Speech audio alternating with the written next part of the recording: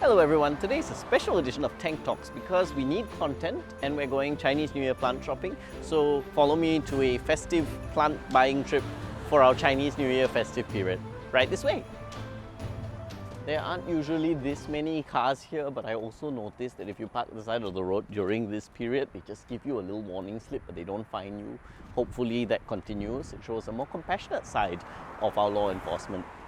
There usually aren't that many cars, but this is a once a year thing. The festive period is coming and I'm really excited. It's not Chinese New Year until you deck your house out full of plants, and it's Chinese New Year so you can be as tacky as you want. Check out the festive deco. One of my favorite Chinese New Year plants is this one over here. In Chinese it's called Feng Wei, which sounds like phoenix tails. It's a Celosia. I really like them because they make a really powerful statement. They're very dramatic. Look how big they are. It's really interesting. Here in Singapore we want the variety to be as big as possible.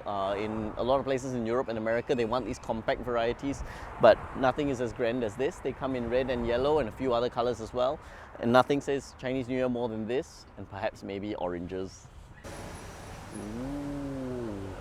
This one. So these come as single plants or 2 or 3 planted as one, like you see over here where they're mixed colors. I like the single colors, but that's entirely up to you. Just remember to keep these really well watered and they'll keep going and going. They last usually 3 to even 4 weeks if you look after them well.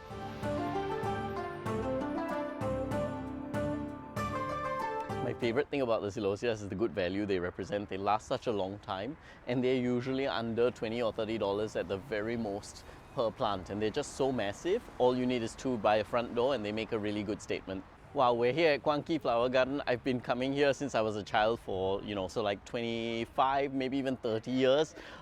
They're really festive during this time of year. Let's check out some of the massive oranges that you see behind me. Like Hui Shan says, always go for the bigger ones. These are really stunning. I'm really excited to get one of these, but they're a bit too big for my house. Let's try and see if they have a smaller pot for me.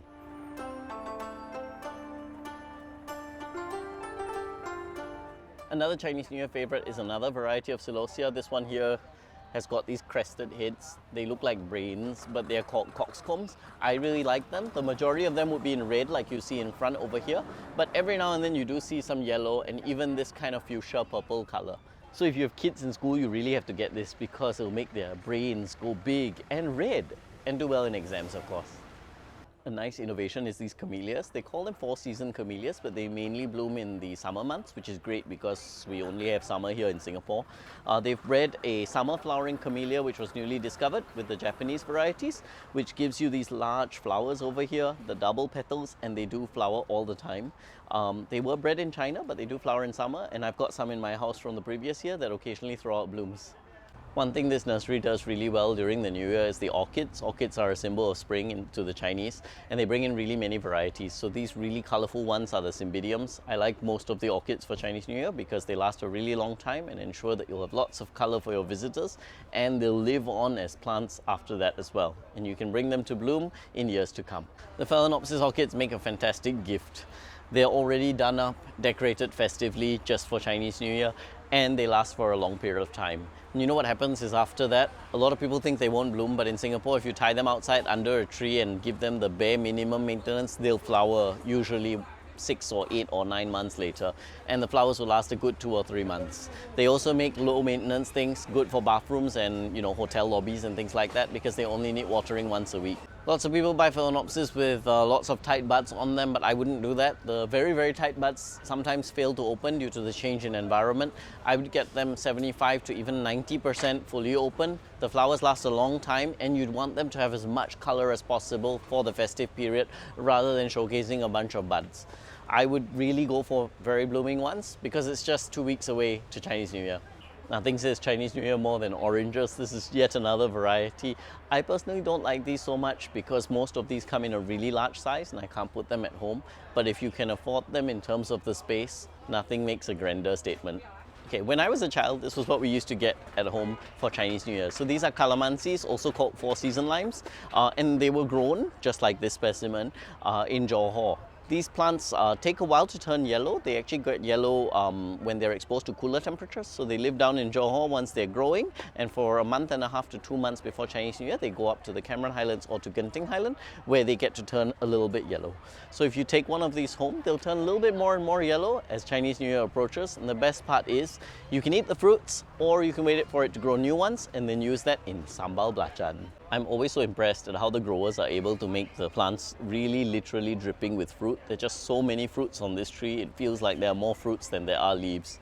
When I was a kid, these were only available in red and yellow, but as you can see, there's so many different varieties available nowadays. Some of the colors are really quite unique, including the pastel peachy colored ones or the bi-colored ones.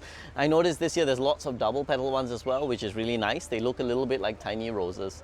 I really like these because you don't need to water them that often. They are succulent plants. So what I do is I put them in the bathroom and then they'll put on a really good show, and I don't need to water the plant more than once a week. Another good reason to visit is the nursery mascot over here.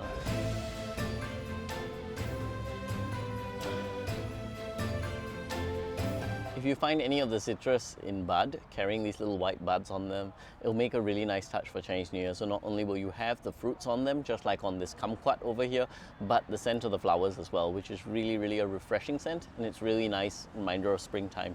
So the ones you see over here are kumquats, so they've got the elongated fruit. They've got a nicer shape generally than the Four Season limes, and I think they get a nice weeping shape as they get larger. And they're really nice. The ones over here have flowers on them and the scent is heavenly. Pussy willow is sold as cut stems, or more reliably as rooted plants like this. They come with the buds like this, which will then open, revealing this lovely silver colored catkins, I guess. The catkins will then mature and become yellow with the pollen. Or, if you don't have the patience for that, go for the dyed ones like these red and yellow ones over here. It's Chinese New Year, the one time a year that you get to be as colorful as you want. These bromeliads are so cute. They make like really good centerpieces, and again, low maintenance, watering once a week or even less. I think they'll be really nice if I swap them into little porcelain teacups. Jade plants traditionally come in green, but these are the variegated ones. So the jade plant symbolizes wealth because the leaves are round, just like coins, I guess. And this one over here, according to the cameraman, looks like a miniature sakura tree. Lots of colorful annuals that will make a great addition to the Chinese New Year festivities. And these are really affordable too, I think.